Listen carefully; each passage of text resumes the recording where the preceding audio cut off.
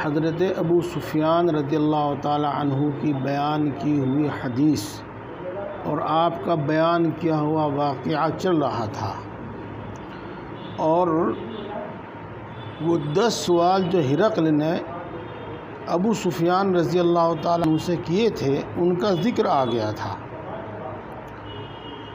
اس کے بعد ہے فقال للترجمان، اس کے بعد اس نے یعنی ہرقل نے اپنے ترجمان سے کہا، دیکھو یہاں کیا لکھا، للترجمان، للترجمان ہی نہیں لکھا، للترجمان، تو یہ الف لام کون سا ہے، عہد خارجی، اور عہد خارجی کون سا الف لام ہوتا ہے، جس کا پہلے ذکر آ چکا ہوتا ہے اس پر داخل ہوتا ہے، تو ترجمان کا پہلے ذکر آ چکا ہے، اب الف لام عہد خارجی اس پر داخل کر کے اس کو متعین کیا کہ وہی جس کا ذکر آپ سن چکے ہیں۔ تو اس نے اپنے ترجمان سے کہا، قل لہ سألتک عن نسبہ، آپ یعنی ترجمان کو کہہ رہا ہے، آپ اس کو یعنی ابو سفیان کو کہہ دیجئے گا کہ میں نے آپ سے اس شخص کے یعنی مدعی نبوت کے نسب کے بارے میں پوچھا، یہ ترجمہ بالکل صحیح ہے، پوچھا، اور دوسرا ترجمہ دریافت کیا اور سوال کیا، یہ ہے فذکرت انہ فیکم ذو نسب، تو آپ نے ذکر کیا کہ وہ تم میں عالی نسب ہے، ذو نسب کا ترجمہ میں نے کیا تھا عالی نسب، رسل تبعث فی نسب قومہا، اس پر ہرقل نے تبصرہ کرتے ہوئے کہا کہ اسی طریقے سے تمام رسول، اسی طریقے سے ہر رسول، یہ تمام رسول یا ہر رسول کہیں گے ترجمہ ہوا الرسول کا، یہ الف لام ہے، الف لام جو استغراق کے واسطے ہے، ایک کا ترجمہ کیا تمام، ایک کا ترجمہ کیا ہر، اس میں بھی فرق ہے، ایک کل اجتماعی ہوتا ہے، ایک کل افرادی ہوتا ہے، اس کا ترجمہ ہے یہ۔ اب کل اجتماعی اور کل افرادی سے پھر بتاویں گے کبھی، اگر آپ نے ہم سے قطبی پڑھی ہوئی ہوتی تو ابھی سمجھا دیتے ہم تمہیں، تم نے تو پڑھی تھی قطبی شاید، ہاں، لیکن کوئی جاگ کر پڑھتا ہے، کوئی سو کر پڑھتا ہے، شاید تم نے سو کر پڑھی تھی۔ تو اسی طریقے سے ہر رسول یہ تمام رسول اپنی قوم کے اعلیٰ نسب میں مبعوث کیے جاتے ہیں، اپنی قوم کے عالی اونچے نسب میں بھیجے جاتے ہیں، تو یہ بھی ایک علامت ہے رسول اللہ صلی اللہ علیہ وسلم کے نبی ہونے کی۔ یہ جو میں نے آپ کے سامنے الفاظ بولے ہیں ان کو ذرا محفوظ رکھنا، پھر اس پر تبصرہ ہوگا بعد میں۔ وَسَأَلْتُكَ هَلْ قَالَ أَحَدٌ مِّنْكُمْ هَذَا الْقَوْلَ، اور میں نے آپ سے دریافت کیا کہ کیا تم میں سے کسی نے یہ بات کہی ہے، یعنی اس شخص کے دعوی نبوت سے پہلے کسی اور نے بھی دعوی نبوت کیا ہے؟ فَذَكَرْتَ أَنْ لَا، تو آپ نے ذکر کیا کہ نہیں، کسی نے اس طرح کا کوئی دعویٰ نہیں کیا۔ قلت لو كان احد قال هذا القول قبله لقلت رجل يأتسي بقول قيل قبله، تو میں نے کہا کہ اگر کوئی شخص یہ بات اس سے پہلے کہتا، یعنی اس سے پہلے کوئی شخص نبوت کا دعویٰ کرتا، تو میں کہتا کہ وہ، کس کا ترجمہ کر رہا ہوں میں، رجل کا، وہ کون، یعنی مدعی نبوت ایسا شخص ہے جو اپنے سے پہلے کے قول کی پیروی کر رہا ہے، اپنے سے پہلے کہنے والے کے قول کی پیروی کر رہا ہے، یعنی اس کی اتباع کر رہا ہے، اس کی اقتداء کر رہا ہے۔ وَسَأَلْتُكَ هَلْ كَانَ مِنْ آبَائِهِ مِنْ مَلِكٍ، اور میں نے آپ سے پوچھا کہ اس کے باپ دادا میں سے کوئی بادشاہ تھا؟ فذکرت ان لا، تو تو نے ذکر کیا، آپ نے ذکر کیا کہ نہیں؟ تو میں نے کہا فلو کان من آبائہ من ملک قلت رجل یطلب ملک ابیہ، اگر اس کے آباء و اجداد میں سے کوئی بادشاہ ہوتا تو میں کہتا کہ وہ ایسا شخص ہے جو اپنے باپ دادا کا ملک طلب کر رہا ہے۔ یہ تو ایک احتمال یہ ہو سکتا تھا کہ وہ اپنے سے پہلے شخص کی اقتدا کر رہا ہو، تو یہ احتمال بھی منتفی ہے، اور ایک احتمال یہ ہو سکتا تھا کہ وہ اپنے باپ دادا کا ملک حاصل کرنے کے واسطے نبوت کا دعویٰ کر رہا ہو اور نبوت کو ذریعہ بنا رہا ہو، تو یہ احتمال بھی منتفی ہے۔ دیکھو میں نے ایک لفظ بولا، یہ احتمال بھی منتفی ہے، میری اس بات کو بھی یاد رکھنا، اس کا بھی میں آپ آخر میں جا کر نتیجہ بتاؤں گا آپ کو۔ وَسَأَلْتُكَ هَلْ كُنْتُمْ تَتَّهِمُونَهُ بِالْكِذْبِ قَبْلَ أَنْ يَقُولَ مَا قَالَ، اور میں نے آپ سے پوچھا کہ کیا تم اس کو جھوٹ کے ساتھ متہم کرتے تھے اس سے پہلے اس نے کہا جو کہا، یعنی دعوی نبوت سے پہلے تم لوگوں نے اس کو جھوٹا پایا کہ نہیں پایا؟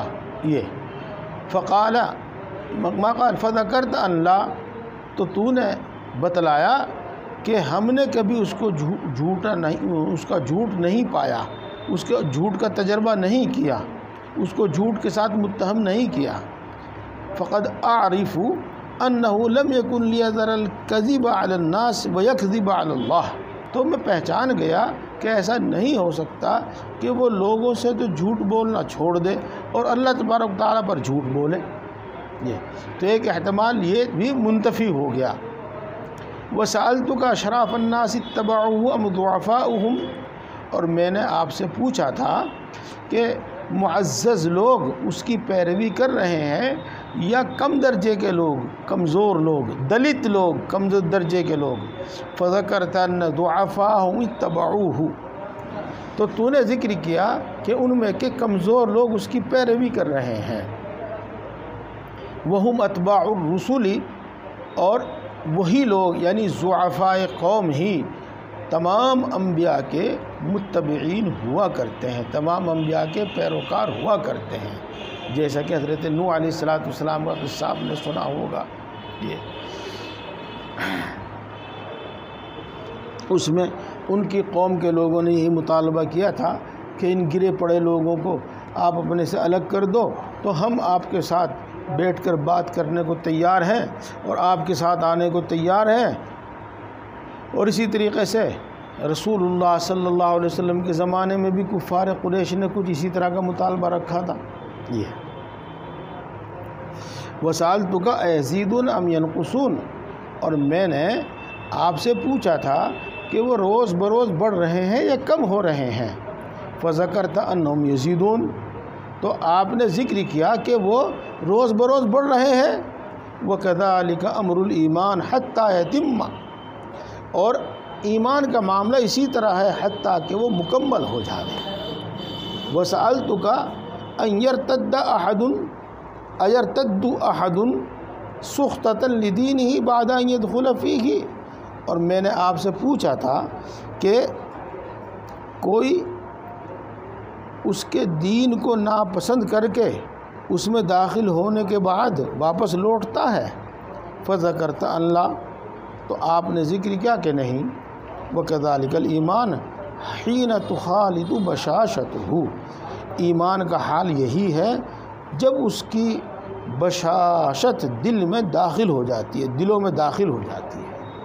دیکھو بشاشت کے معنی تو ہنسی خوشی کے ہیں، حشاش بشاش خوش آدمی کو کہتے ہیں، لیکن میں آپ کو اصطلاحی الفاظ میں قرآنی الفاظ میں کہہ دوں کہ جب بندے کو شرح صدر کی دولت حاصل ہو جاتی ہے، جیسا کہ اللہ تبارک تعالیٰ نے قرآن پاک میں ارشاد فرمایا ہے افمن شرح اللہ صدرہ للاسلام فہو علی نور من ربہ، جب یہ شرح صدر کی دولت نصیب ہو جاتی ہے تو پھر وہ کسی حال میں بھی ایمان سے نہیں لوٹتا، چاہے وہ حضرت بلال جیسی حالت ہو جاوے، چاہے حضرت خباب بن ارت جیسی حالت ہو جاوے، حتیٰ کہ اس کو زندہ آگ میں جلا دیا جاوے تو بھی وہ ایمان سے نہیں پھرتا۔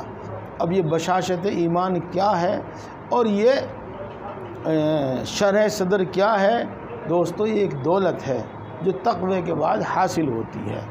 اگرچہ ایمان اعمال سے الگ ایک چیز ہے اور اعمال ایمان کا جز نہیں ہے، جیسے کہ آپ آگے چل کر کتاب الایمان میں پڑھیں گے، امام بخاری تو دعویٰ کرتے ہیں کہ اعمال ایمان کا جز ہے، لیکن یہ بات اپنی جگہ پر درست ہے کہ ایمان کامل ہوتا ہے اعمال سے ہی، ایمان کامل ہوتا ہے تقوی سے ہی، دھکے کھانے سے نہیں ہوتا ایمان کامل، ایمان کامل ہوتا ہے اعمال سے اور تقوی سے۔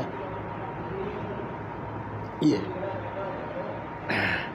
تو جب وہ بشاشت قلوب میں داخل ہو جاتی ہے تو پھر وہ ایمان سے نہیں پھرتا۔ بس یہاں پر ایک اشکال ہے، وہ اشکال یہ ہے کہ رسول اللہ کے زمانے ہی میں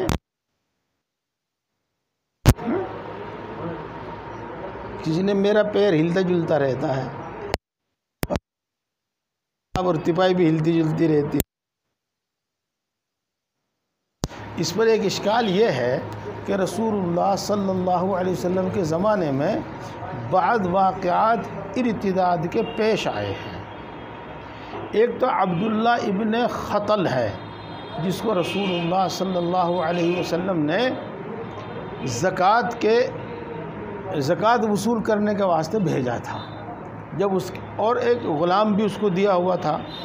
جب اس کے پاس بہت سارا مال اکٹھا ہو گیا تو اس نے غلام کو قتل کر دیا اور اس مال کو لے کر کافروں سے جا ملا، بلکہ اس نے 2 باندیاں خریدی جو ہمیشہ رسول اللہ صلی اللہ علیہ وسلم کی ہجو گایا کرتی تھی، ہجو میں اشعار پڑھا کرتی تھی۔ ایک تو یہ قصہ ہے، اور ایک قصہ اور ہے جو آپ کو اچھی طرح یاد ہوگا، صرف اشارہ کر دینا کافی ہوگا۔ حبشہ کی جو ہجرت ہوئی تھی اس میں ایک شخص جس کا نام تھا عبید اللہ بن جحش، اور یہ خود ابو سفیان کا داماد تھا، ام حبیبہ کا شوہر تھا پہلا۔ جب یہ وہاں پہنچا تو وہاں ایک لوگڑی کے چکر میں آ کے وہ اسلام سے پھر گیا تھا، تو اس سے نکاح کر لیا تھا۔ ام حبیبہ رضی اللہ تعالی عنہ اس کے ایمان سے، اس کے نکاح سے خارج ہو گئی تھی، باہر نکل گئی تھی۔ پھر حضرت ام حبیبہ رضی اللہ تعالی عنہ کا نکاح نجاشی نے رسول اللہ صلی اللہ علیہ وسلم سے پڑھایا تھا۔ تو دیکھو، ایک وہ عبید اللہ بن جحش کا قصہ ہے۔ تو بہرحال اس طرح کے کچھ قصے ہیں، لیکن ابو سفیان نے ان کا ذکر نہیں کیا، ابو سفیان نے ان کا ذکر نہیں کیا۔ اس کی 2 وجہ ہیں۔ ایک وجہ تو یہ ہے کہ سخطۃ لدینہ، کہ وہ اپنے دین میں داخل ہونے کے بعد دین سے ناراض ہو کر نہیں پھرے، بلکہ کسی اور دوسرے سبب سے پھرے۔ جیسے کہ عبید اللہ بن جحش وہ ایک عورت کے چکر میں دین سے پھرا، اور عبداللہ بن خطل وہ دولت کے چکر میں دین سے پھرا۔ یہ ہے بات ہو گئی یہاں۔ اب اس پر ایک سوال اور پیدا ہوتا ہے کہ دیکھو، اگرچہ وہ دین سے ناراض ہو کر نہیں پھرے تھے، بلکہ ایک عورت کی وجہ سے اور ایک دولت کی وجہ سے دین سے پھرے تھے، لیکن ابو سفیان کے واسطے کہنے کی گنجائش تھی کہ ہاں کہ بعض لوگ پھرے ہیں، لیکن اس نے ایسا نہیں کہا۔ امید ہے کہ میرا سوال سمجھ میں آیا ہوگا۔ تو دیکھو دوستو، اس کی 2 وجہ ہیں، بلکہ اس کی 3 وجہ ہیں۔ ایک وجہ اس کی معنوی ہے، اور وہ ہے رسول اللہ صلی اللہ علیہ وسلم کی عظمت۔ گویا کہ یوں کہہ دو کہ رسول اللہ صلی اللہ علیہ وسلم کی وہ رعب، جس رعب کی وجہ سے ابو سفیان جھوٹ نہیں بول سکا اور غلط بیانی نہیں کر سکا۔ بات سمجھ میں آئی؟ ایک تو ہے یہ رعب، اور دوسرے ایک اور وجہ ہے کہ ظاہر بات ہے کہ اس وقت تو وہ کہہ سکتا تھا، جیسا کہ آج کل ہم لوگ جھوٹ بولنے میں بہت ماہر ہیں، اس وقت تو وہ کہہ سکتا تھا، لیکن سب جانتے تھے اصل معاملے کو کہ دین سے ناراض ہو کر نہیں پھرے، بلکہ اپنی دوسری اغراض کی وجہ سے پھرے ہیں۔ تو اس وقت بھی جس چیز سے ابو سفیان ڈرتا تھا، وہ ڈر اس کے سامنے آ سکتا تھا کہ لوگ اس کو جھوٹا مشہور کر دیں گے، تو اس وقت بھی وہ ہو سکتا تھا۔ اس لیے اس نے اس سے اس کا ذکر نہیں کیا۔ ایک تو بات یہ ہو گئی۔ ایک بات اور سنو جو میری اچھی طرح بھی سمجھ میں نہیں آئی۔ سمجھ میں نہ آنے کا مطلب یہ ہے کہ مجھے پوری معلومات اس کی نہیں ہو سکی، میرے دل نے ابھی اچھی طرح سے قبول نہیں کیا، لیکن بہرحال میرے شیخ اور میرے استاد حضرت مولانا مسیح اللہ خان صاحب نور اللہ مرقدہ نے لکھا ہے، ان کے درس میں ہے کہ حضرت مغیرہ ابن شعبہ رضی اللہ تعالی عنہ جو اسلام لا چکے تھے وہ بھی اس قافلے میں تھے۔ اب اس پر جو مجھے اشکال ہے وہ یہ ہے کہ ممکن ہے کہ وہ مکے میں رہتے ہوں اور ان کے ساتھ چلے گئے ہوں اور ابھی ہجرت نہ کی ہو، لیکن ہجرت تو فرض ہو چکی تھی۔ تو یہ سوال کھٹکتا ہے کہ ہجرت اگر جب ضروری تھی تو ہجرت کیے بغیر ان کا ایمان کیسے معتبر ہوگا، وہ مکے میں کیسے رہ رہے تھے؟ اور یہ بھی ممکن ہے کہ وہ ہجرت کر کے مدینے میں آ گئے ہوں اور مدینے سے اس قافلے کے ساتھ ہو گئے ہوں۔ بہرحال میں پہلے کہہ چکا ہوں کہ مجھے ابھی پوری معلومات اس کے متعلق نہیں ہوئی، لیکن انہوں نے فرمایا ہے کہ حضرت مغیرہ بن شعبہ رضی اللہ تعالیٰ عنہ جو مومن تھے اور اس قافلے میں شریک تھے اور ہرقل کے دربار میں موجود تھے، تو ابو سفیان کے اوپر یہ خوف سوار تھا کہ اور کوئی بولے نہ بولے لیکن مغیرہ ضرور کھڑا ہوگا تو یہی بے عزت کر دے گا، اس واسطے اس نے پوری احتیاط سے سچ بولا اور کہیں بھی وہ جھوٹ بولنا یا اشارہ کرائے بھی جھوٹ کی طرف اس نے نہیں کیا۔ یہ ہے وہ سألتک حل یقدر، اور میں نے آپ سے پوچھا کیا وہ عہد شکنی کرتا ہے؟ فذکرت ان لا، تو آپ نے ذکر کیا کہ نہیں۔ وکذالک الرسول لا تغدر، اور اسی طریقے سے کوئی رسول، دیکھو یہاں الرسول کا ترجمہ کیا کر رہا ہوں، کوئی رسول، یہ نفی کے تحت میں آیا ہے، اسی واسطے کوئی ترجمہ ہو گیا، اگر مثبت کے تحت میں آتا تو ہر ہو جاتا ترجمہ۔ اسی طریقے سے کوئی رسول عہد شکنی نہیں کرتا، یہ بات ہو گئی۔ اب یہاں پر ایک سوال اور ہے، اور ہم پڑھتے چلے جاتے ہیں، ایسی چیزوں کی طرف توجہ نہیں ہوتی، اساتذہ کرام اور شراح حضرات ہی اس کی طرف توجہ دلاتے ہیں کہ ابو سفیان نے اس سوال کے جواب میں ایک بات کا اضافہ کر دیا تھا کہ ہمارے درمیان اور اس کے درمیان ایک صلح ہوئی ہے، ابھی اس کی مدت جاری ہے، ابھی اس کی مدت پوری نہیں ہوئی، دیکھتے ہیں وہ اس میں کیا کرتا ہے، غداری کرتا ہے، عہد شکنی کرتا ہے یا عہد وفا کرتا ہے، عہد پورا کرتا ہے۔ تو اس کی طرف جواب میں ہرقل نے کوئی اشارہ تک نہیں کیا، اس کا ذکر نہیں تک کیا، اس کو کالعدم کر دیا، چونکہ وہ سمجھ گیا تھا کہ یہ کس جذبے سے کہا گیا ہے، یہ جملہ کس جذبے سے کہا گیا ہے۔ میں ہرقل کی ایک تو بے وقوفی مانتا ہوں اور پکی بے وقوفی مانتا ہوں، لیکن وہ انسانی جذبات سے مغلوب ہو کر اس نے ایسا کر لیا کہ حکومت کے چلے جانے کے ڈر سے وہ ایمان نہیں لایا، لیکن باقی وہ سب باتیں اس کی انتہائی عقل مند اور ہوشیار انسان کی باتیں ہیں۔ اچھا جی،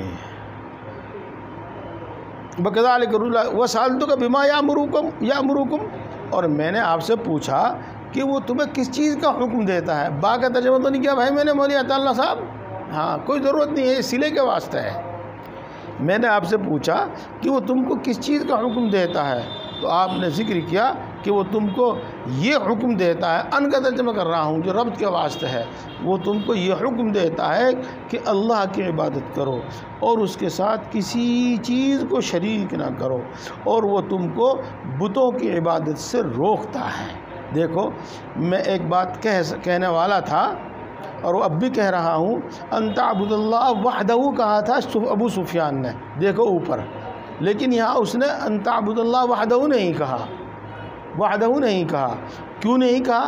تھوڑی دیر مانا بھائی، ابھی کا کام لگے ہوئے، تھوڑی دیر مانا۔ عوام کے بالکل ہی ماتحت نہیں ہو جانا چاہیے، ان کو بھی کچھ تھوڑا سا پابند رکھنا چاہیے۔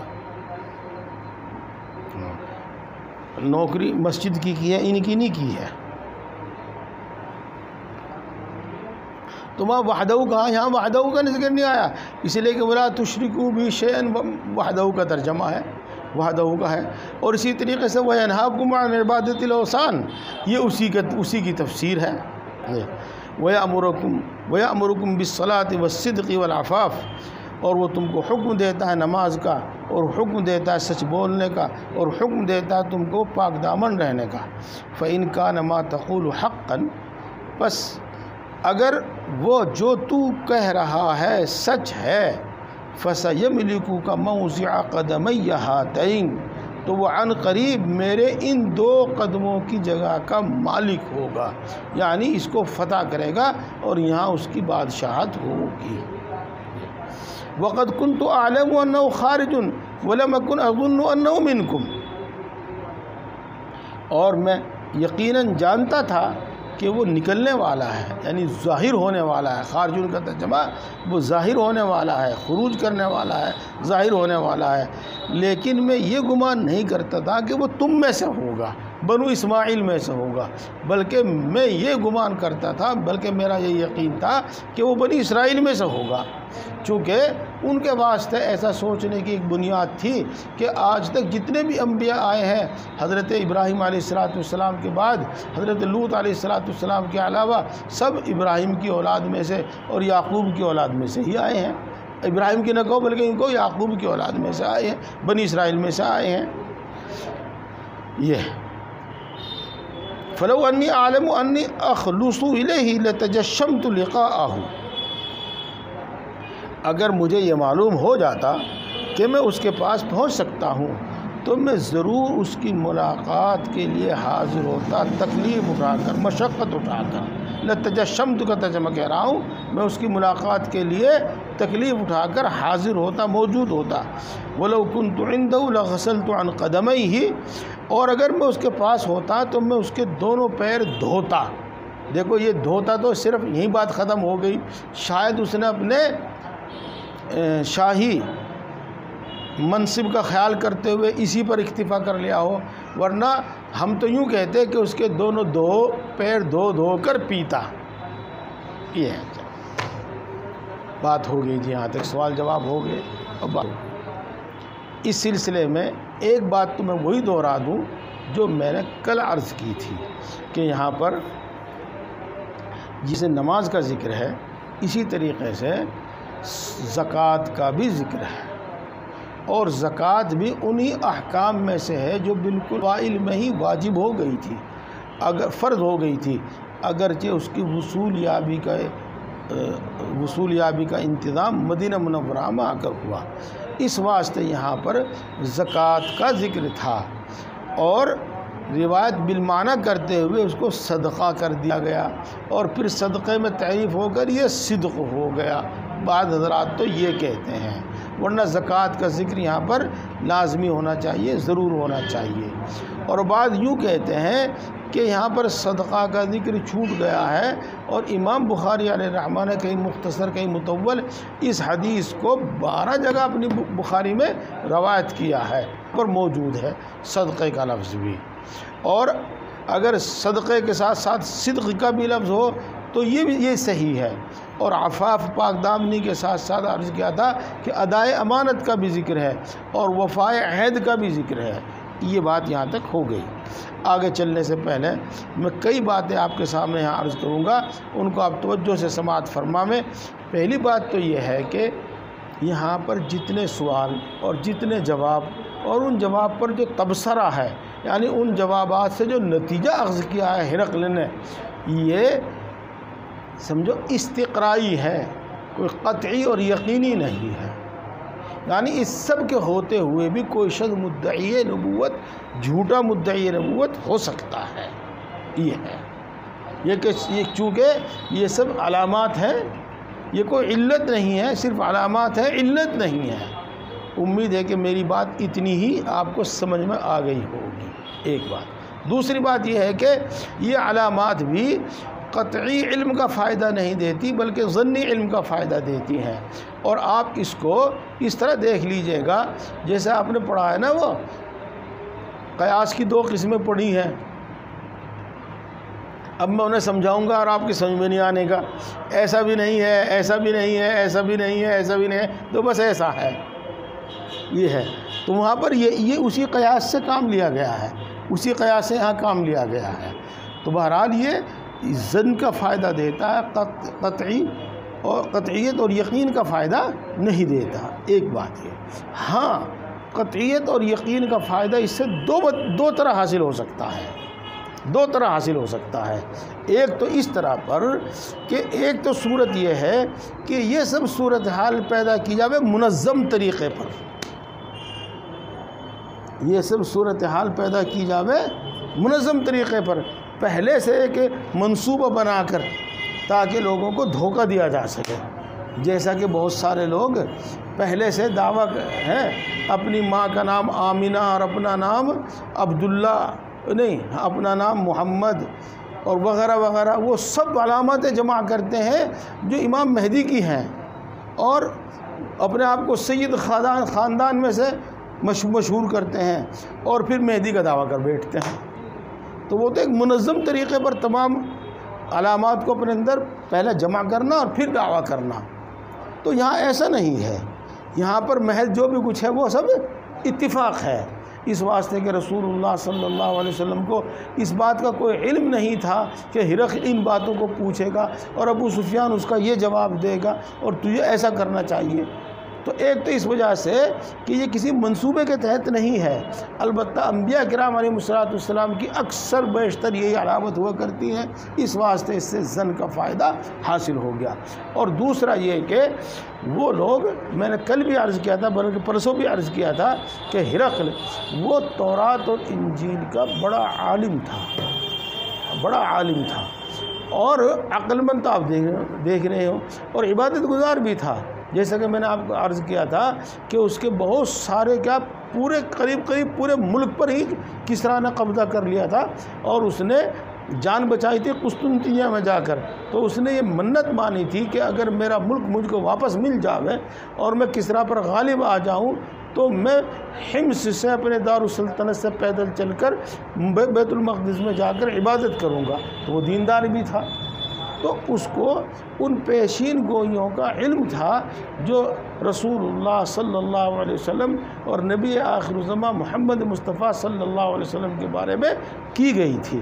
بس ان کو ایک غلط فہمی تھی کہ وہ سمجھتے تھے کہ بنی اسرائیل ہی میں ہوگا، یہ تھا. تو جب ان کتب سماوی کی پیشین گوئیوں کے ساتھ یہ علامت مل گئی تو ان سے یقین کا فائدہ نہیں ہوا. یقین کا فائدہ تو ان علامات سے ہوا، البتہ انہوں نے یقین کو تقویت پہنچائی. جیسا کہ علت کی علت سے قوت پیدا ہو جاتی ہے، اور کئی دلیلوں سے اور کئی سندوں سے قوت پیدا ہو جاتی ہے. یہ دو باتیں آپ اپنے ذہن میں رکھیے گا. یہ بات ہوگی.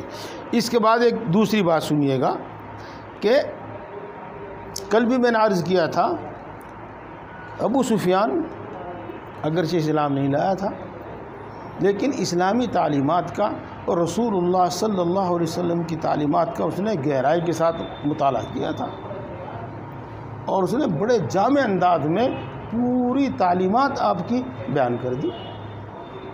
یہ عرض کیا تھا. چلو یہ بھی بات ہوگی. اب تیسری بات آپ اور سنو، اور وہ ہے بات بڑی جاندار بات ہے، اور اگر میں کہہ دوں تو وہ علماء کی ہاں کی بات نہیں ہے، وہ صوفیہ کی بات ہے. اور صوفیہ سے مراد ہوا کرتے ہیں کامل ایمان والے، اللہ کی معرفت رکھنے والے، اللہ کی محبت رکھنے والے. یہ صرف عبادت گزار ہی نہیں، اللہ کی معرفت و محبت رکھنے والے صوفیہ سے مراد یہ ہوا کرتے ہیں. تو حضرت فرماتے ہیں، حضرت مولانا مسیح اللہ خان صاحب، کہ انسانی کمالات کے واسطے تین چیزوں کی ضرورت ہے انسانی کمالات کے واسطے. پہلی چیز، اس کا معاملہ اللہ تبارک و تعالیٰ کے ساتھ اچھا ہو. اور اللہ تبارک و تعالیٰ کے ساتھ معاملہ اچھا ہونے کا مطلب کہ توحید کے ساتھ اور اخلاص کے ساتھ اس کو مان کر اخلاص کے ساتھ اس کی عبادت کرتا. تو اس کا بھی ذکر آ گیا نماز میں اور زکوٰۃ میں. اور نمبر 2، اللہ کی مخلوق کے ساتھ اس کا معاملہ اچھا ہو، اس کا برتاؤ اچھا ہو. اور برتاؤ اچھا کیا ہو؟ جس کا حاصل وہ ہے جو ایک حدیث پاک میں آیا ہے، الدین النصیحہ، کہ انسانوں کی امت کا لفظ استعمال نہ کرو بلکہ انسانوں کا لفظ استعمال کرو، انسانیت کی ہمدردی اس کے اندر ہو، انسانیت کو نفع پہنچاتا ہو، تمام انسانوں کو نفع پہنچاتا ہو اور تمام انسانوں کے ساتھ اچھا برتاؤ کرتا ہو، تمام انسانوں کے ساتھ نفع پہنچاتا ہو۔ اور ایک جملے میں کہہ دو جو حدیث پاک میں آیا ہے کہ اس کی ذات سے کسی انسان کو تکلیف نہ پہنچتی۔ اور تیسری چیز یہ ہے انسانی کمال کہ وہ اپنی ذات میں ایسا سچا اور اچھا ہو کہ بری عادتوں سے اجتناب کرتا ہو، اچھی عادتیں اس کے اندر موجود ہوں، برے اعمال سے وہ اجتناب کرتا ہو، اچھے اعمال کا وہ عادی ہو۔ جب تک انسان کے اندر یہ تین باتیں پیدا نہیں ہوں گی تو انسانیت کا کمال اس کے اندر نہیں آئے گا۔ یہ بات آ گئی سمجھ میں؟ آ گئی بھائیوں میرے؟ اب اگلی بات ایک سنو، آپ حضرت مولانا اشرف علی صاحب تھانوی نور اللہ مرقدہ کا ایک ملفوظ پڑھتے ہیں اور سنتے ہیں، بار بار پڑھتے اور سنتے ہیں، لوگ مجھ سے سوال بھی کرتے ہیں، لیکن میں سوچتا ہوں اتنی لمبی تقریر کر کے ان کو کیسے سمجھاؤں؟ ایک تو بزرگ بن جانا، اور بزرگ بن جانا کیا ہے کہ تھوڑے سے نوافل اور تھوڑی سا ذکر تسبیحات میں لگ جاؤ، بن گئے بزرگ۔ اور ایک ہے انسان بننا، اور انسان کب بنے گا؟ جب یہ تینوں قسم کے کمالات اس کے اندر آ جائیں گے، جب وہ انسان بنے۔ انسانیت کا کمال یہ ہے۔ آج سمجھ میں آ گیا ہوگا کہ انسان بننا آسان نہیں ہے، انسان بننا بہت مشکل کام ہے۔ ہاں بزرگ بن جانا تو بہت آسان کام ہے، جیسے کہ حضرت مولانا اشرف علی صاحب تھانوی نور اللہ مرقدہ فرمایا کرتے تھے کہ 200-250 روپے میں بزرگ بن جاتا بڑھیا والا۔ اس کی تشریح کرنے کی ضرورت نہیں، شاید آپ سمجھتے ہو اس بات کو۔ آج جو کہہ لو بھائی 5-7 ہزار روپے لگا لو، بس آج 5-7 ہزار روپے میں بڑھیا والا حضرت جی بن جاتا ہے۔ ہاں نہیں 5-7 ہزار میں نہیں بھائی، کم سے کم 5 لاکھ میں۔ گاڑی بھی تو ضروری چاہیے نا، گاڑی کے بغیر نہیں حضرت جی بنتا۔ اگر وہ بس میں چلے گا کوئی نہیں حضرت جی ماننے گا اسے، ہاں کار میں چلے گا جب حضرت جی مانیں گے۔ اگر مرسڈیز ہوگی 12-15 لاکھ روپے کی، 2-4 کروڑ روپے کی، پھر تو دنیا کا سب سے بڑا حضرت جی وہی ہوگا۔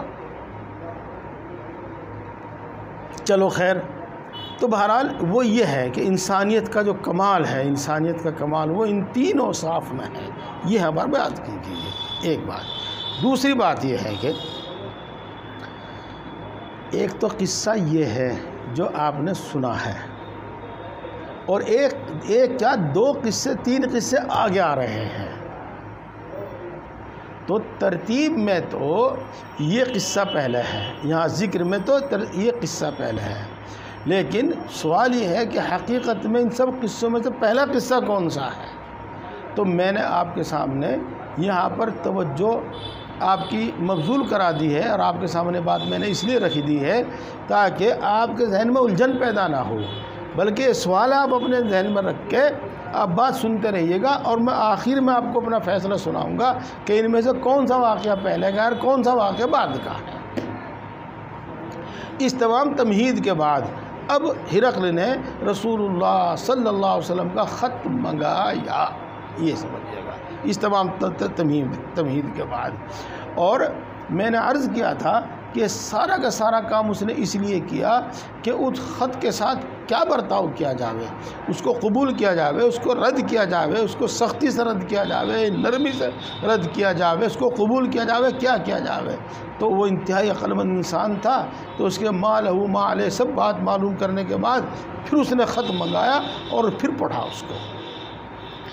ثم دعا بکتاب رسول اللہ صلی اللہ علیہ وسلم الذي بعث به مع دحیۃ الکلب الى عظیم بصرہ۔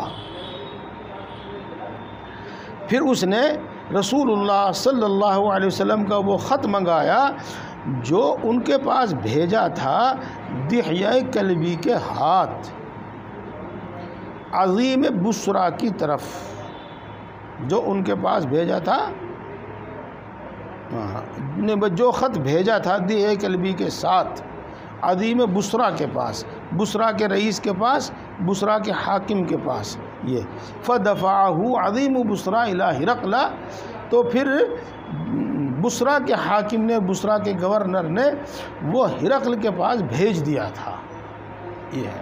یہ خط دحیہ کلبی بصرہ کے گورنر کے پاس لے کر گئے تھے، بصرہ کے حاکم کے پاس لے کر گئے تھے۔ اور عظیم بصرہ نے، بصرہ کے حاکم اور گورنر نے پھر یہ ہرقل کے پاس بھیجا تھا، بات ہو گئی آتی۔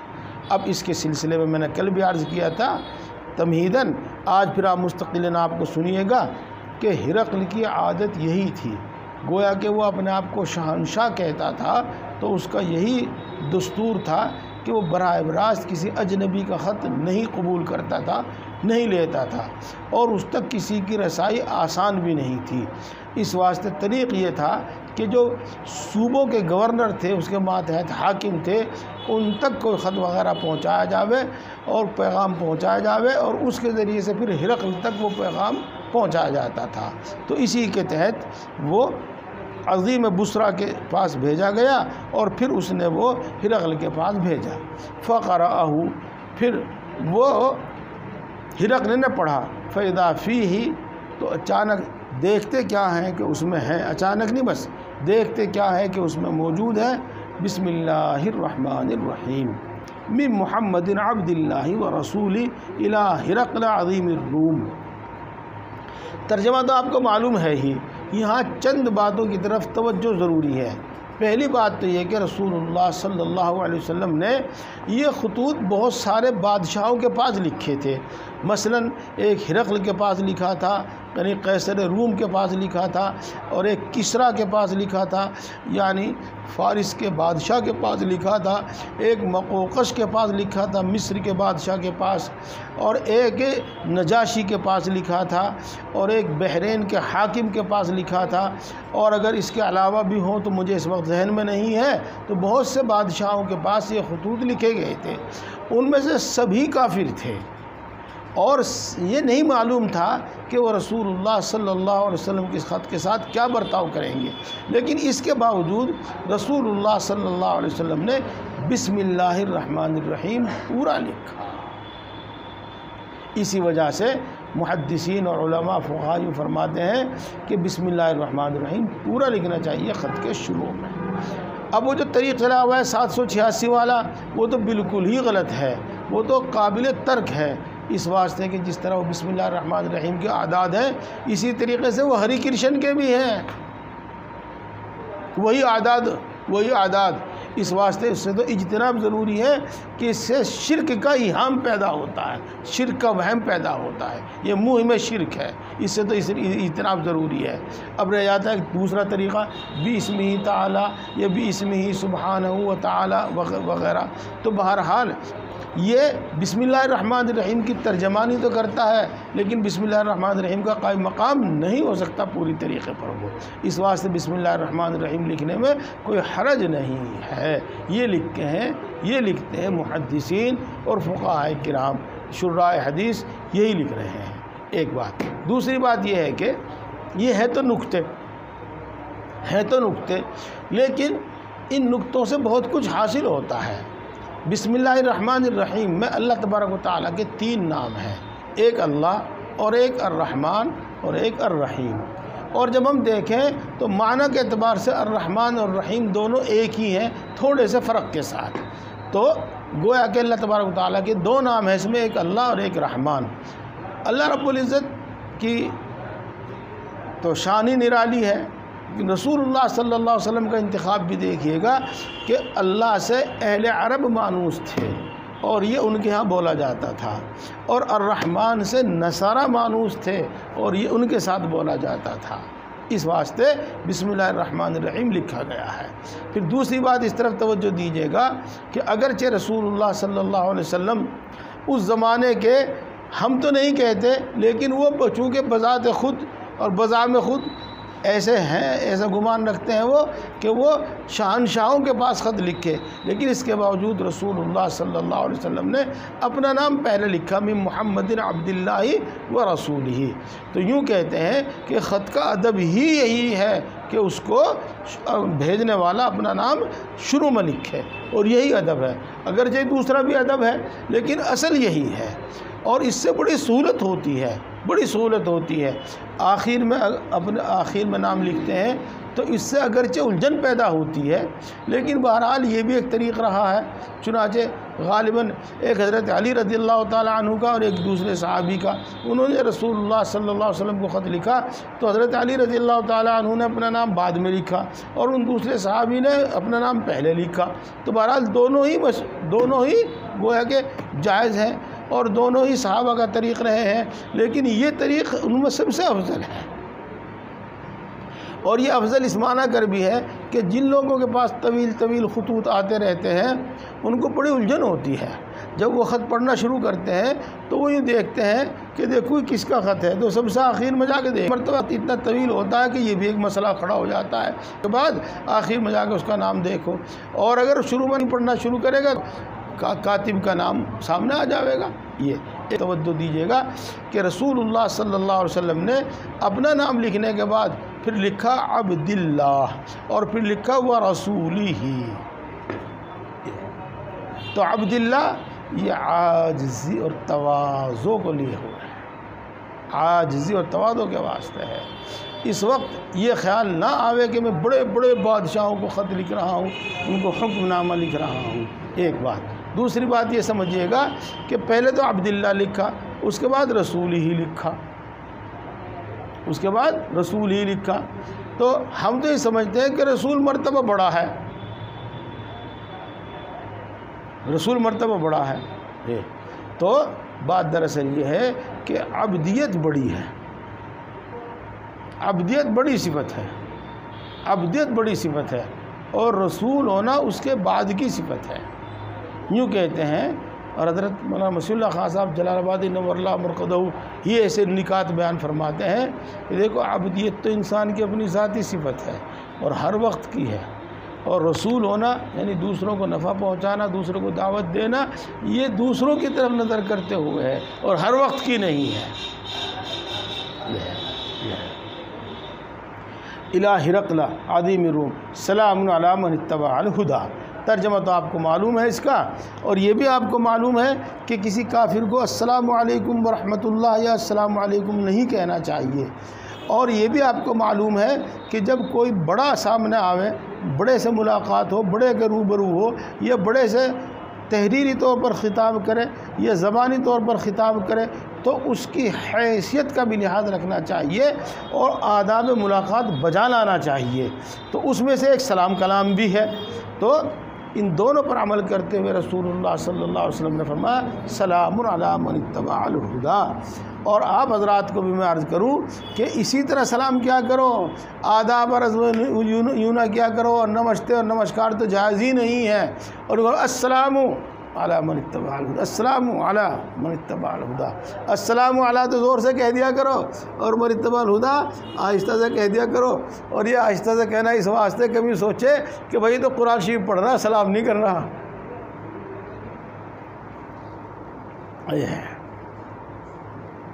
اما بعد، اس تمہید کے بعد، فإنی ادعوک بدعایۃ الاسلام، میں آپ کو اسلام کی دعوت دیتا ہوں۔ دونوں کا ترجمہ ہو گیا، دونوں کا ترجمہ ہو گیا، دونوں کا الگ الگ ترجمہ کرنے کی ضرورت نہیں ہے۔ اور دعایت یہ فعلتن کی طرح پر ہے جو نوعیت پر دلالت کرتا ہے، ایک خاص قسم کا بلانا، یعنی اسلام کی طرف بلانا، نہ کہ ہر چیز کی طرف بلانا۔ اسلم تسلم، اسلام لیا سلامتی کے ساتھ رہے گا، اسلام قبول کر لے سلامت رہے گا۔ دیکھو یہاں پر نہ تو یوں فرمایا تیری جان سلامت رہے گی، نہ یوں فرمایا کہ تیرا مال سلامت رہے گا، نہ یوں فرمایا کہ تیری حکومت سلامت رہے گی، نہ یوں فرمایا کہ تیرا خاندان سلامت رہے گا، بلکہ تسلیم۔ ہاں آپ جانتے ہیں مختصر معنی کا نام تو پڑھا ہی ہوگا، دیکھی نہیں ہوگی تو نام تو سنا ہی ہوگا۔ تو اس میں آپ نے پڑھا ہوگا کہ مفعول بھی کو اس وقت حذف کر دیا جاتا ہے جب وہ اس کا مفہوم اتنا لمبا ہو جس کو ذکر کرنا دشواری سے خالی نہ ہو۔ بہت تفصیل جب ہوتی ہے تو مفعول بھی کو حذف کر دیا جاتا ہے۔ تو اس کا مطلب یہ ہوگا تیری جان بھی سلامت رہے گی، تیرا مال بھی سلامت رہے گا، تیری اولاد و خاندان بھی سلامت رہے گا، تیری حکومت بھی سلامت رہے گی۔ یہ وقت ہو گیا، اچھا ٹھیک ہے تو یہیں چھوڑ دیا سمجھنے میں۔ یؤتک اللہ اجرک مرتین، انشاءاللہ کل ہی بولیں گے اس پر بھی۔